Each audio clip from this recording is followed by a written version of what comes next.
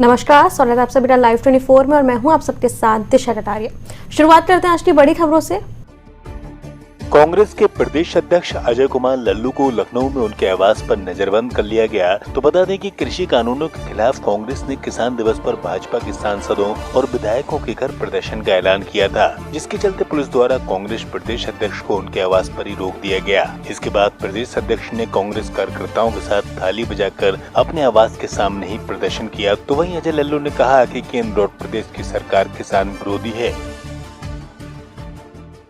ये सरकार पूंजीपतियों के हाथ की कठपुतली बन चुकी है। लगभग 28 दिन से किसान धरने पर बैठा है, किसानों की बात नहीं सुन रही है। एक साल में केवल उत्तर प्रदेश में 600 से अधिक किसानों ने आत्महत्या की है कर्ज के नाते।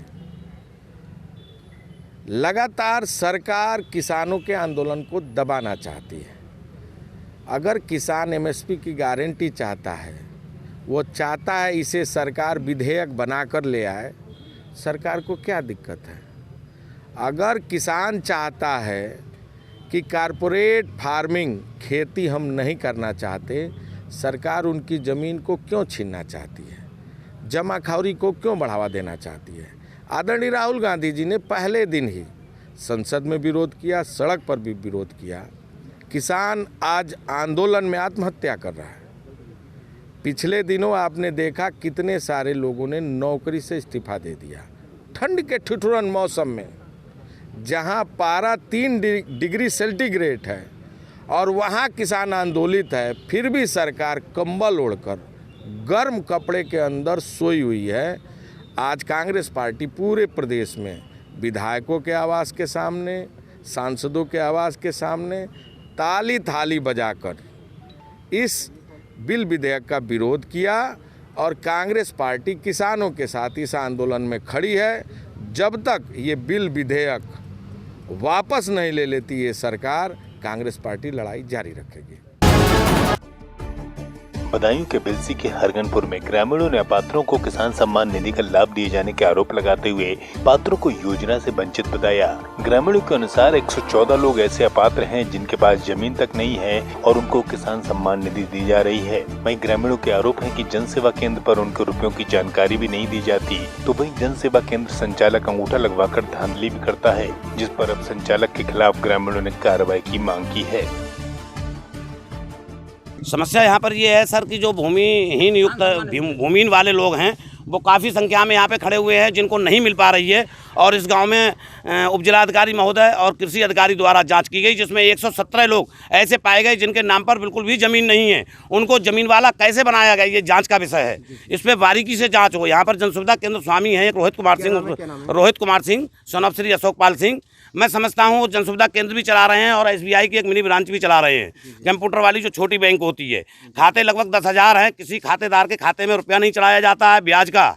और अभी ये एक मैटर हमारे सामने बघौल का आया था। वो व्यक्ति जो है सूबेदार सन ऑफ मटरू, उसके पिताजी का नाम है, वो किताब लेके बैंक से ही अभी आया था। मैं बैठक पे अपनी पे बैठा था, कह रहा था भैया 3 किस्तें किताब में चढ़ी हैं और मैंने 3 किस्तें निकाली हैं, मेरा जरा देखो कितनी किस्तें आ गई हैं। मैंने मोबाइल में सर्च करके देखा, उसकी 6 किस्तें आ गई हैं, जबकि जन सुविधा केंद्र स्वामी या बैंक स्वामी द्वारा ये कह दिया गया कि आपके इसमें कोई पैसा नहीं है। उसका स्टेटमेंट है मेरे पास, मैं आपको भी ट्रांसफ़र करूँगा। और 117 लोग जो फर्जी पाए गए हैं यहाँ पर, इतनी जांच के बाद कोई कार्रवाई नहीं हो रही है। FIR करा के इसको मतलब ठंडे बस्ते में डाल दिया गया है।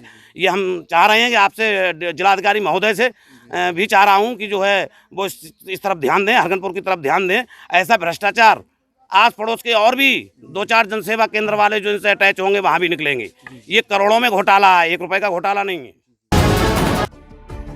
रामपुर से दिल्ली की तरफ कूच कर रहे किसानों ने पुलिस पर चढ़ाई कर दी। किसानों ने ट्रैक्टरों से उतरकर पुलिस बैरिकेडिंग को तोड़ दिया। तो वहीं मौके पर मौजूद मुरादाबाद SSP प्रभाकर चौधरी की गाड़ी पर भी किसानों ने हमला बोल दिया। हमले में SSP के पैर में चोट आई।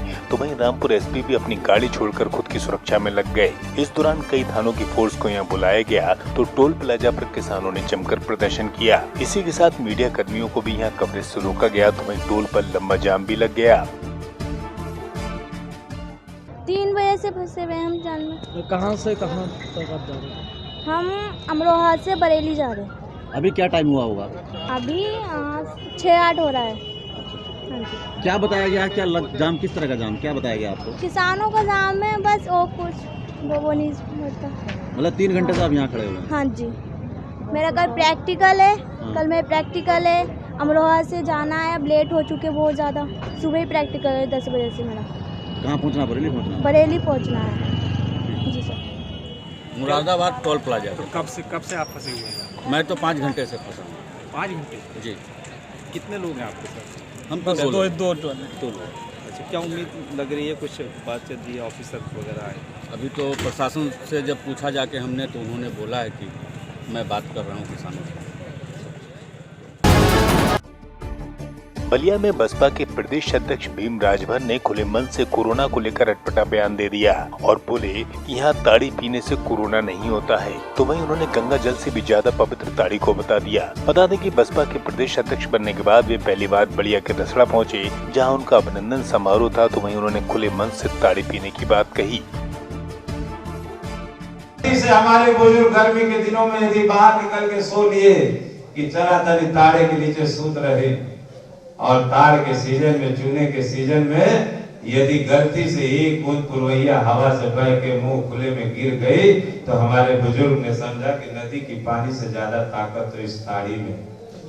तो वो घैली लेके आकाश और धरती के बीच अपनी जिंदगी को दांव पे लगा के मौत और जिंदगी से लड़ता हुआ ताड़ी निकाल के अपने पीने और अपने बच्चों को पिला के जिलाने का काम किया।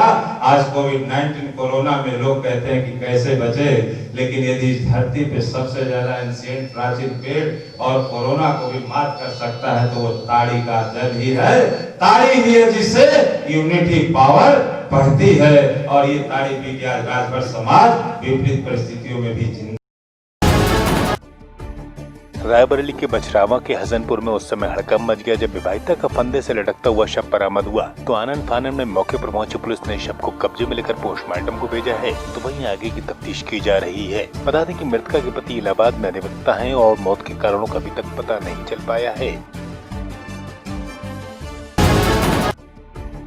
रामपुर से समाजवादी पार्टी के सांसद और सपा के कद्दावर नेता आजम खान को सीतापुर जेल से मुरादाबाद में एमपी एमएलए कोर्ट में पेश किया गया। आजम खान और उनके पुत्र अब्दुल्ला आजम और मुरादाबाद से सांसद डॉक्टर एस.टी. हसन सहित कई नेताओं पर भाजपा नेता व फिल्म अभिनेत्री जयाप्रदा पर विवादित टिप्पणी करने के आरोप थे।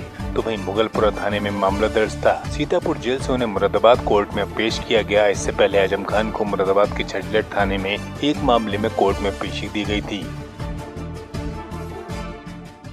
देखिए, 2 मैटर थाना छठलेट से संबंधित है। एक वर्ष 2008 का है और एक इसी साल का है। तो 2 तो वो मैटर्स थे जिसमें आरोप विरचित किए जाने थे न्यायालय द्वारा। तो 2 मैटर तो वो थे और एक थाना कटघर से संबंधित है। 3 मामलों में वो आज तलब किए गए थे माननीय न्यायालय द्वारा। पिछली डेट से भी तलब किए जा रहे थे मगर वो किसी कारणवश आ नहीं पाए थे। कटघर वाला क्या मामला था? कटघर वाला क्या था? कटघर वाला मामला वो था कि जिसमें कथित तौर पर ये बताया गया है कि जो अभिनेत्री हैं जयाप्रदा और सांसद भी हैं थी, उनके ऊपर किसी द्वारा आपत्तिजनक टिप्पणी की गई। आज क्या कार्रवाई हुई? आज ये हुआ है कि हमारी ओर से जो चार्जशीट पुलिस द्वारा दाखिल की गई थी उसके विरुद्ध डिस्चार्ज एप्लीकेशन मूव की है कि प्रथम दृष्टया इनके विरुद्ध आरोप सिद्ध नहीं होते हैं। साक्ष्य विवेचक द्वारा प्रॉपरली जो कानून के मुताबिक होना चाहिए वो संकलित नहीं किया गया है, और जो इसी आधार पर अभियोजन पक्ष द्वारा राज्य द्वारा मुकदमा वापसी का प्रार्थना पत्र भी दिया गया था, और उसमें भी उन्होंने ये स्वीकार किया है कि जो आरोप छठलेट वाले केसेस में थे वो निराधार हैं, क्योंकि उनके विरुद्ध किसी प्रकार का भी कोई अपराध सिद्ध नहीं हुआ। अदालत द्वारा अग्रिम तिथि क्या निर्धारित की गई?